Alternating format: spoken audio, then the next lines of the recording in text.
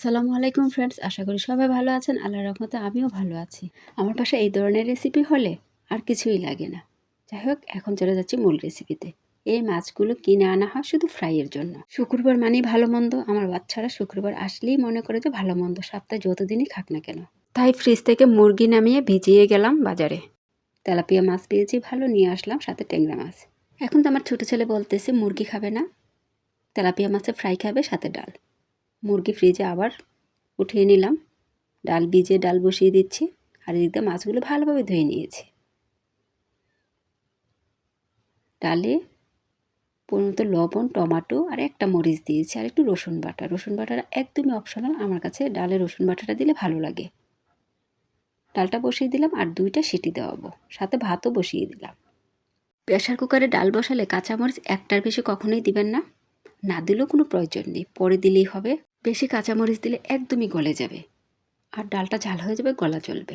এদিক দিয়ে ডাল ভাত হতে থাকুক আর মাছগুলোকে আমি ম্যারিনেট করে রাখি। লবণ, হলুদের গুঁড়া, মরিচের গুঁড়া সব পরিমাণ মতো দিয়েছি, আর একটু চালের গুঁড়া। চালের গুঁড়া দিলে মাছটা কয়েক ঘন্টা মুচমুচে থাকে, খেতে খুবই মজার হয়। সামান্য একটু পানি দিয়েছি চালের গুঁড়াটা মিশানোর জন্য, প্রয়োজন হলে দিবেন, না হয় দরকার নেই। মাখা হয়ে গেছে। একবার হলো চালের গুঁড়ো মিশিয়ে মাছ ফ্রাই করে খেয়ে দেখবেন। একটা কড়াই বসিয়ে দিলাম, মাছ ভাজার জন্য পরিমাণ মতো তেল দিয়েছি। তেলটা গরম হয়ে আসলে একে একে মাছগুলো দিয়ে দিব।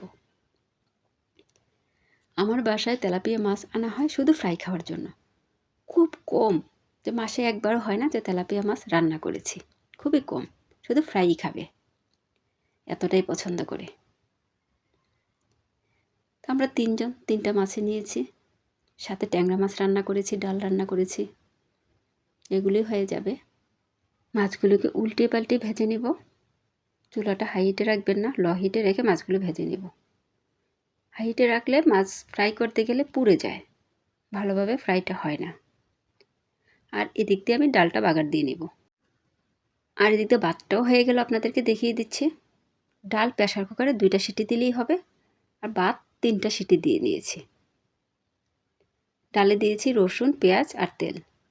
ব্রাউন হয়ে আসলে ডালটা দিয়ে দিলাম। এখন আমি 2-3টা কাঁচামরিচের টুকরো দিয়ে দিব, আর ধনিয়া পাতা। এরকম টাইমে ডালে যদি আমি কাঁচামরিচ দিই ফ্লেভারটা সুন্দর আসে, মরিচগুলো গলে যায় না। আর মাছ হয়ে গেছে, ডালটাও হয়ে গেছে, চুলাটা অফ করে দিব। মাছগুলো চাইলে আপনারা এই অবস্থায় উঠাতে পারেন। আমার হাজব্যান্ড আবার একটু বেশি কড়া মাছ খায়, ভাঙ্গার পরে ভিতরে যে সাদা দেখায় বলে এটা কাঁচা কেন। যাই হোক, সবসময় আপনাদেরকে বলি শুক্রবার মানে আমার ব্যস্ততায় সময় কাটে, এত ব্যস্ততার সময় কাটে, রান্না বান্না সব কিছুই। এতক্ষণ ভিডিওটা দেখার জন্য অসংখ্য ধন্যবাদ। আপনাদের মাঝে আমি আবারও চলে আসবো নতুন এক ভিডিও নিয়ে। ততক্ষণ সবাই ভালো থাকবেন, আমার জন্য বেশি বেশি দোয়া করবেন, সবার জন্য দোয়া ও শুভকামনা। আল্লাহ হাফেজ।